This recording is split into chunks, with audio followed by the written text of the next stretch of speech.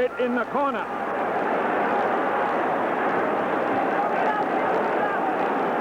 No idea what happened to Duguay. We did not see it happen.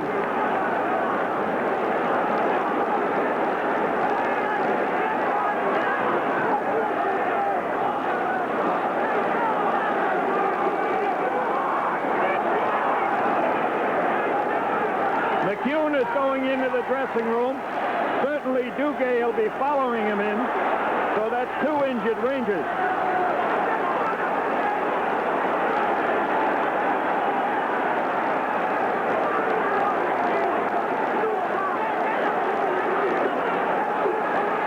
It looks like his leg. Here comes Cunningham at the TU again. You'll think sooner or later somebody will just say it's enough.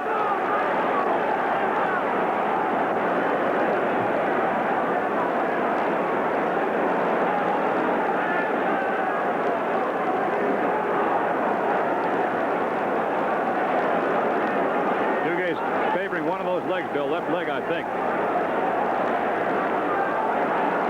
Jim, somebody must have said something to him. He started to go. They're ganging up on Fatiu now. There are about 4 flyers around him.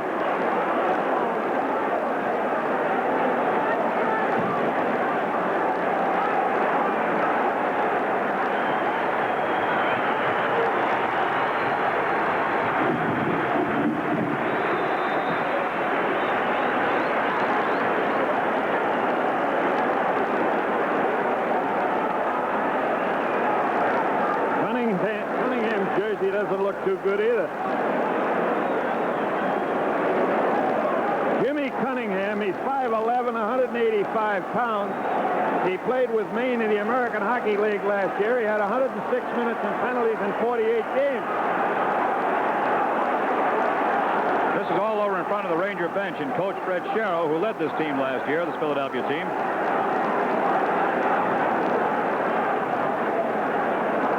4 minutes and 45 seconds to go in the first period, which started about 50 minutes ago.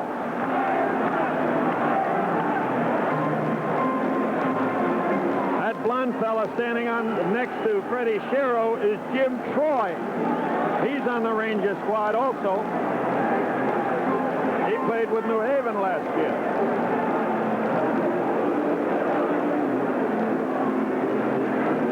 That's John Davidson.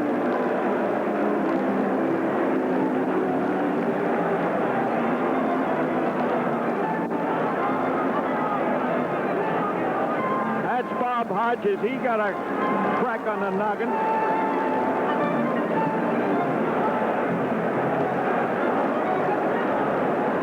Well, including the exhibition games, Jim, there's only about 87, 88 left to go.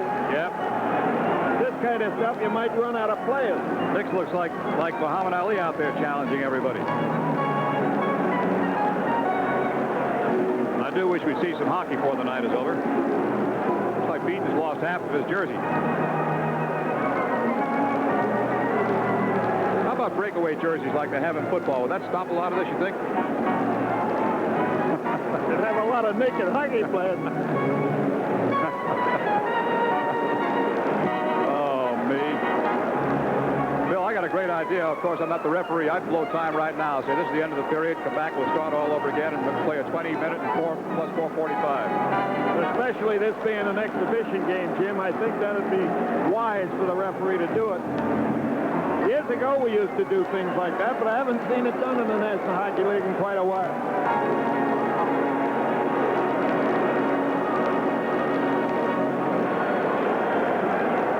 Now then, I hope Jeff has got a couple of extra pens and pencils, a few more sheets to write all this down.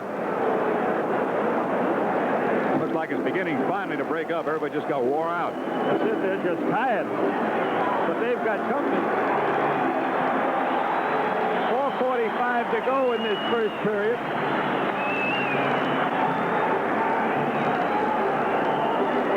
I know one thing. Cunningham and Fatiu will not be playing the rest of this hockey game. I would think that perhaps they're going to get dressed.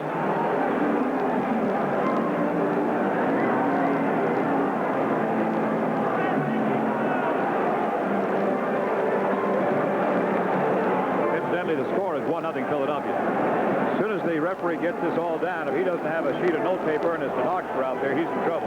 Jim, there are 3 penalties that he must give. He's got to give a penalty to who he believes is the first to have left the bench. He also must give a penalty to each of the goaltenders for leaving their crease during an altercation. Right.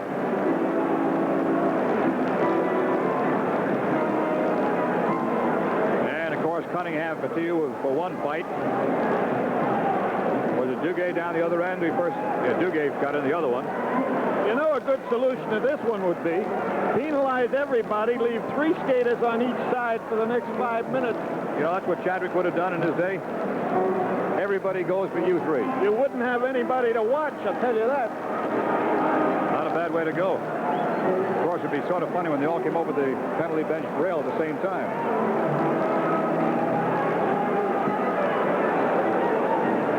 Actually, Bill, with your delayed penalty, I guess that wouldn't work out so bad, would it? I got news for you. No matter what he does, he can't be blamed for this and won't be making any mistakes. I thought Bob Myers, up until this time, was calling everything he possibly could. Oh, he sensed the attitude out there. He knew there was fireworks. He did, Bill. He called even small penalties in an attempt to cool it down. It was not about to cool it down. And a good part of the problem, I think everybody recognizes, is the fact we're still in the training period, and some of these guys are looking for jobs.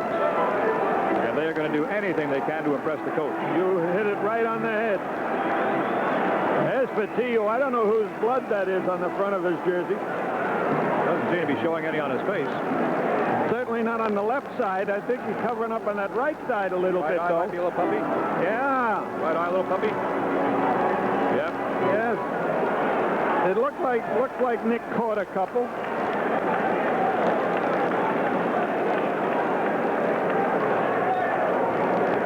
Just write them all down, Bob. Get it over with. Mike Bossy were going at it. Glenn Resch came right out of his goal crease, grabbed a hold of Ben Wilson from behind to pull him off his teammate, and then Selesky got in to grab a hold of Resch, but Ron Wicks now is really going to have his hands filled. Ben Wilson wanting to get at Mike Bossy. He was getting the upper hand, and that's when Resch came in to try and grab a hold of him. Now Wilson's still trying to carry on the fight. Now they've let him go.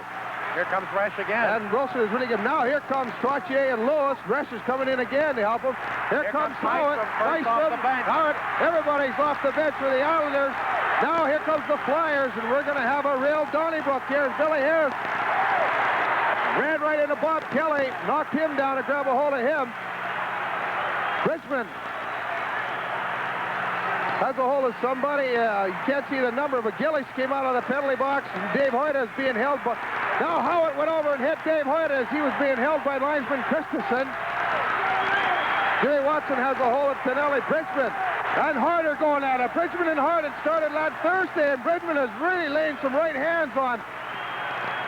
Now Billy Smith, and finally Pete Peters comes out of the goal as he was sitting there, but Bridgman and Hart are going at it. They started that in Thursday when Hart slashed Bridgman in the mouth for 9 stitches.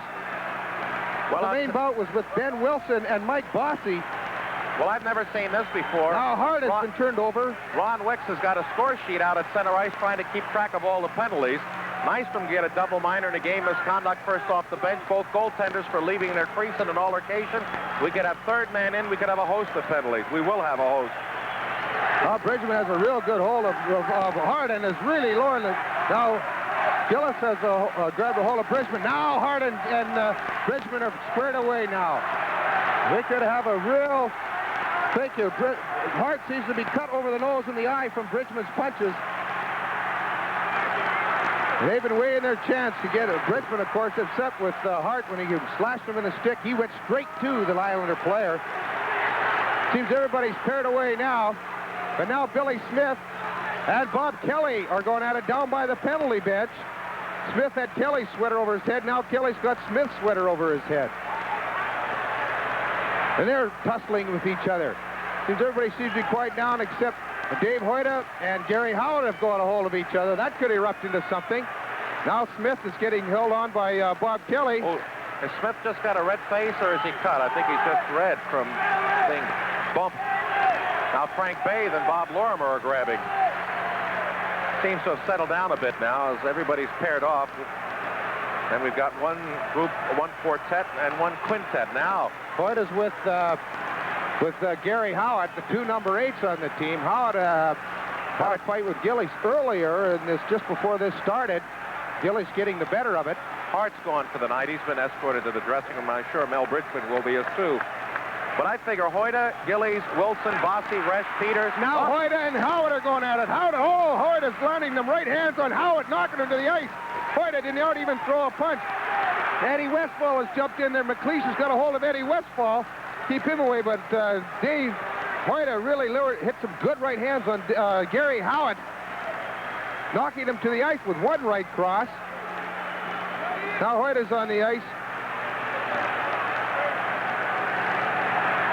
Gary Howitt took a beating. He wants some more. This is Hoyta's second fight.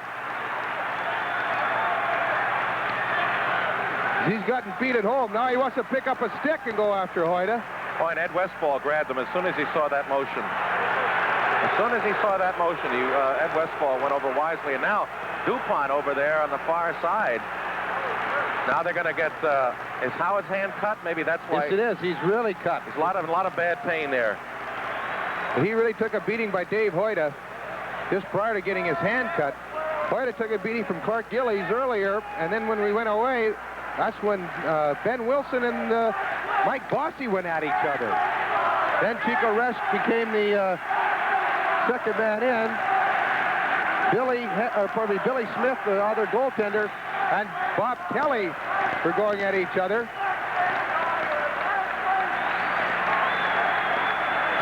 Everybody's just milling around at center ice now, but the main bouts started with Gillies and Hoyta first. And then Ben Wilson and Mike Bossy are going at it when Glenn Chico Resch came in to jump in on it. Then Hoyta and Howitt went at it. Kelly and Billy Smith went at it. Everybody else was just trying to grab on and hold on to make sure that everything was equal. Islanders were the first players off the bench. Bob Nystrom came off the bench, so he'll receive a double minor, as Gene mentioned, but we'll have to wait. Misconduct, if that's what they saw. Both goaltenders for leaving the crease during an altercation. We should have third man in. Looks like Billy Smith was gone, but we'll get all of that accurately for you after we come back from this message. Be a problem here for the Islanders because Billy Smith has been escorted out of the game, and Glenn Resch was the third man in on the altercation between Mike Bossy and Ben Wilson. If they so choose to call that. Right, he could be exited from the game. Now, if Smith was third man in, or Resch was third man in, and Billy Smith has been ejected. It all started with Hoyta and Gillies, as Hoyta really buried Mike Bossy with a check. Gillies came over, and Clark Gillies really got the best of the fight with Dave Hoyta. He hit him with about 3 or 4 really good right hands, and Hoyta was not able to throw a punch. First, there's a little bit of a slight height disadvantage, but Clark Gillies, one of the toughest players in the National Hockey League, as well as being one of the biggest. That's what started it. We'll have to wait now and see exactly what Ron Wicks is going to call. He has both Finn and Jim Christensen over at the penalty box. Well, Bridgman and Hart are going game misconducts. You would assume Nystrom should get a double minor and a game misconduct first off the bench. The 2 goaltenders should get 2 for leaving the crease during an altercation. Then whatever they decide to made out to Hoyta and Gillies and Wilson and Bossy and anything else to Resch and to Howitt and to Jerry Hart, who's already gone, I think. Kelly should be in there somewhere, too, for the Flyers, as he and Billy Smith were going at it. But I would like to see how Ron Wicks is going to see that play with Chico Resch grabbing hold of Ben Wilson during that fight. And then Billy Smith being ejected. What he's going to do with that, if Resch is out of the game or not. Well, that'll be interesting to see. Well, there's no ifs, ands, or buts. If they were to both be ejected, third man in and a game misconduct, then the Islanders, as Gillies is gone too, as Ron Wicks doesn't want this to turn into an ugly war during the last 12:53. A lot of guys are going. If they had no goaltenders, then they would have to dress one of the remaining 17 skaters on the roster. And you recall an instance in 1972-73 at Buffalo. Actually, it was 71-72 when the Flyers' 2 goaltenders were Favell and young McLeod. McLeod with a twisted knee was out of the game. Favell was ejected at the end of the second period, and there was serious contemplation of dressing Gary Dornhofer for the third period. but McLeod said he tried to give it a whack, and as I remember, he was almost like a lame duck with that one leg giving under him continually. And Sutter from about 30 feet ties up the hockey game. It's a power play goal. And the St. Louis bench comes off, including the spare goaltender. Some stick swinging on the far side. Petiu started to go. Now he picked up his stick and goes back. He dropped his stick. The other guy did not. Now he's throwing it down. He's fighting with Johnny D'Amico to get at it. Was that Durbano? It might have been Durbano. I'm not sure. Yes, it's Durbano. Anytime it's a stick, you got to take a guess. Durbano with a reputation. He's been suspended in the National Hockey League, suspending in every league he's played in. The St. Louis goal is scored by number 11, Brian Sutter, on assist number 24, Bernie Federico, and number 16, Jack Brownchild. Time of the goal, 7 minutes, 26 seconds. For Brian Sutter, a hat trick, his third of the game at 7:26. Petiu and Durbano had bumped in the usual practice of hockey. The challenge was made. Petiu dropped the stick. Durbano had not. Petiu went to get his axe. But no blows were struck. Nobody likes stick fighting. That's the first time this season I've seen any emotion from Fred Shero on the bench.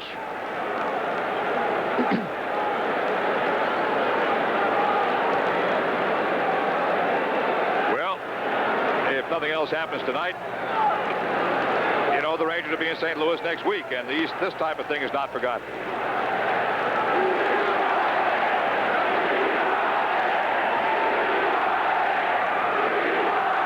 Tempers are still a little bit high out there. Right now, the Rangers are trying to make sure that Nicky doesn't come back in. Fred Chero's talking to him by the bench. And there are 3 Rangers guarding him. He's got an honor guard over there. There's Fred Shero talking to him and calming him down.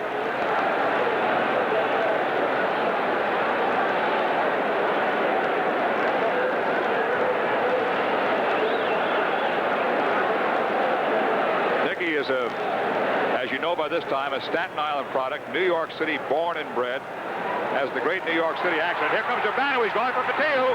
He broke loose.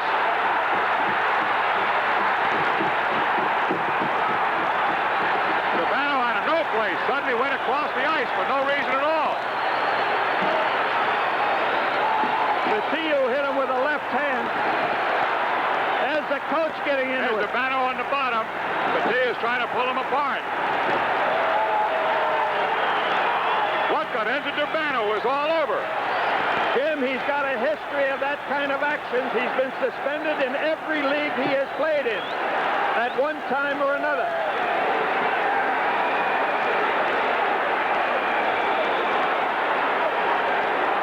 Petiu still up on his feet.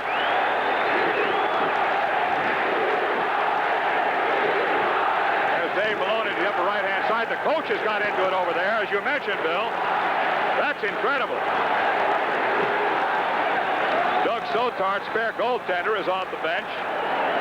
The 2 game goaltenders are still on the ice. Dougie had to get over there because the goaltender for St. Louis, the spare goaltender. Now Bob Murdoch goes back into his bench here to help out his coaches down on the deck someplace, to split him off. There's Murdoch moving the coach's side. Nick still wants some more. He's in trouble with the linesman now.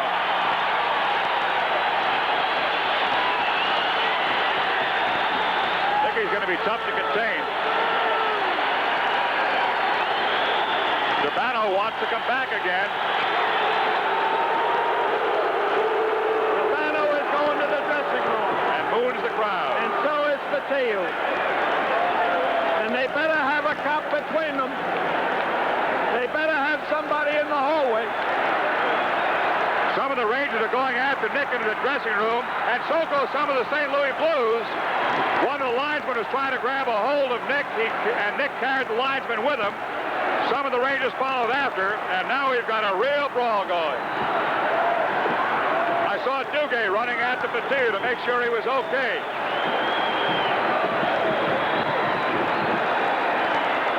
Brian Lewis, the referee, off to your right-hand side. There's big John Davidson. Now both goaltenders are in it. Holy mackerel.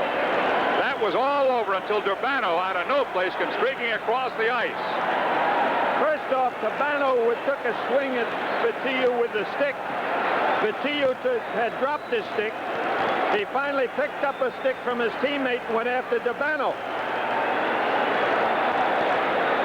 Rangers are furious now about the way the officials are handling their men. There's going to be a lot of fines come out of this mess.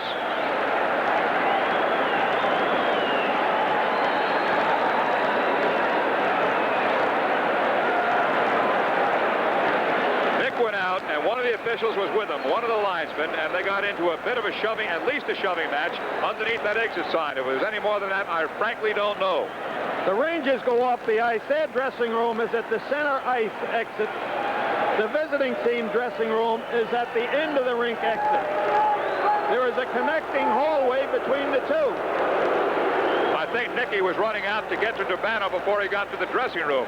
And I think Johnny D'Amico was trying to hold him back, Bill, frankly. The only thing makes any sense.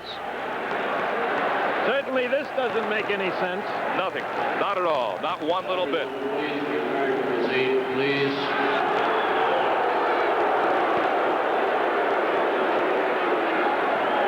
Well, sir, there is a break in the action. With the score, Rangers 3, St. Louis 3. We couldn't really get a camera shot there. Certainly can't blame this on the referee or the linesman. They had nothing to do with the start of this. Brian Lewis hasn't refereed the best game, but certainly he is not any cause of any fisticuffs being started. I think both teams are frustrated, and that's what happened. Okay, Brian.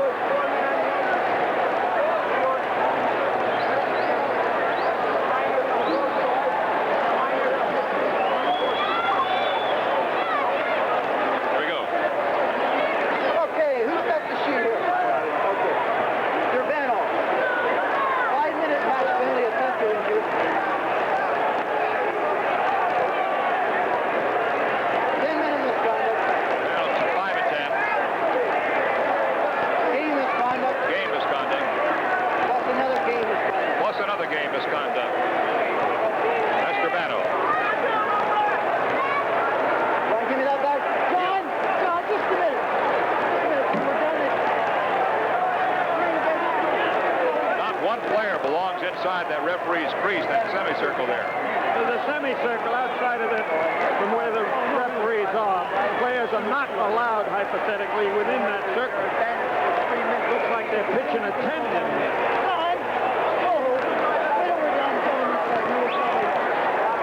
Okay, you said. Okay, now the goaltender, Davidson, keeps the lead with 3-3 allocation. Davidson gets a penalty.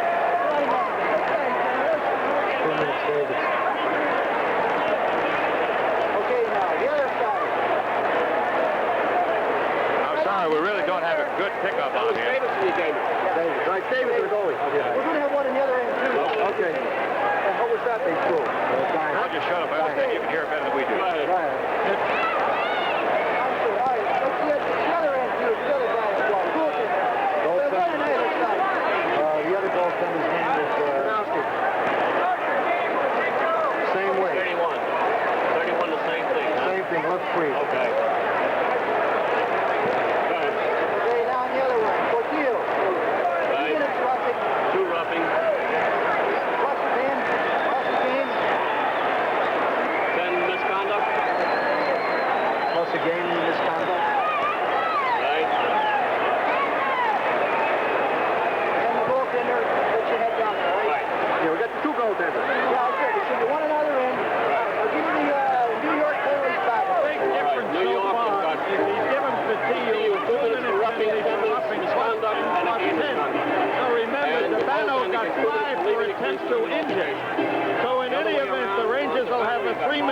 Power play advantage, and inasmuch as it's a 5-minute penalty against Durbano, if the Rangers score within that 3 minutes, Durbano will still have to stay in the penalty box.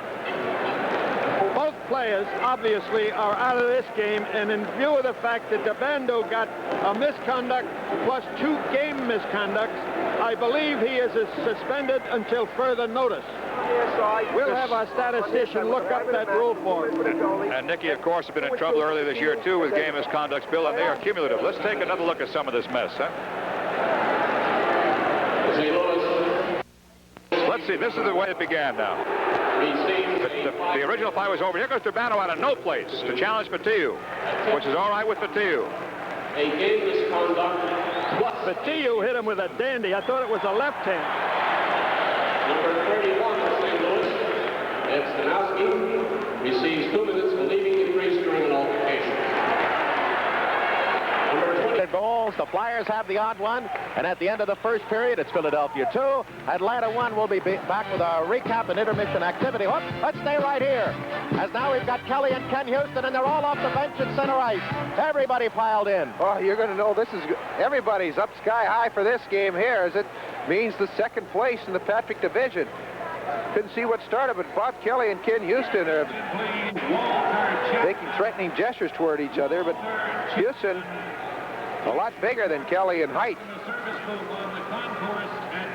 Houston goes 6'2". Kelly's about 5'11", but nothing's going to seem to come of it. But you can bet your boots that the final 40 minutes of this hockey game is going to be a gangbuster. All right, let's give it again. The end of the first period, the Philadelphia Flyers 2, the Atlanta Flames 1. We'll be back with our recap and intermission activities after these messages.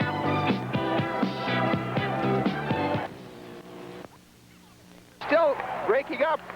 Dave Hoyta and Willie Plett went at it.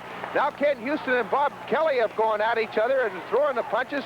Rick Lapointe has a good hold of Eric Vail. That could erupt into something, but everybody's out on the ice, sticks and gloves everywhere, and it all started with Willie Plett and Dave Hoyta. Really had a good set to while we were away, and they've finally broken those two up. Now Kelly and Houston, who are going to start this whole thing off just at the end of the period. It seemed to have calmed down. Then Hoyta and Willie Plett started throwing punches. Now Houston and Kelly have got a return match going right now. Everybody's all milling around in front of the penalty box, and everybody is out. Dave, except the 2 goaltenders, Bernie Perrott and Danielle Bouchard, standing at the fringes watching everything go on. But boy, tempers are really high tonight here at the Omni against these 2 teams. But I tell you, the fights that we've had have been bell ringers. Wilson and Plett, Hoyta and Plett again, who's cut up, as he was getting good punches in, but hitting the top of the head, it appeared, on Hoyta because of his height, and Hoyta seeming to ring the bell in on Plett's face. Well, you can see that Willie Plett really throwing some good right hands. Hoyta throwing some over the head, but it's the sweater. The sweater is getting pulled up over Hoyta's head, and Plett really landed some good, strong right hands when the sweater is up over Hoyta's head. And, you know, a lot of players will have their sweaters tied down to the back of their pants so that another player cannot do that. And exactly what happened. The Flyers do not have many of their sweaters tied down, and it was pulled up over Dave Hoyta's head and allowed to Willie Plett to really lay some right hands on him. Now Bridgman is having some words with a few of the players. I believe it's Ken Houston he wants to talk to, wants to move out to center ice. It's all moved right down now to the right, to our right in front of the entrance where Atlanta will go off or go to their dressing room if they ever get off the ice. Well, we almost went the first time, and then we held, and everybody started skating off their respective benches or the exit ways, and then just seconds after we left, boom, it went with Plett and Dave Hoyta, and then later on, just as we came back, it was Kelly and Houston. But there are a lot of other pairings brewing out there. Wally Harris will have to get a little notepad and pencil to write down all the players involved. But what a fight between Willie Plett and Dave Hoyta. Boy, oh boy, I'll tell you, Plett landed about 4 or 5 real good right hands on Hoyta, but Hoyta never went down, stood up, and gave a few good ones back himself. Here's everything's quieting down now, Gene. I think we'll keep it here so we can get the penalties and just see how these teams will shape up as we start the second period. Bob Kelly is now at the exit way on the far side of the ice. Into the corner. Propp is there. Propp is hit along the boards by James Patrick. Beck is poked. There they go. 2 big guys. Beck and Brown. Coming. Barry Beck and Dave Brown. And I'll tell you, I saw that coming all the way. And Beck is mad, and there's no way you're going to stop him now. And Brown is one heck of a fighter. And that started way back. And I don't think we've seen the last of that tonight either. Well, you know Beck isn't thinking about the shoulder when he goes. Osborne shot. Nice save.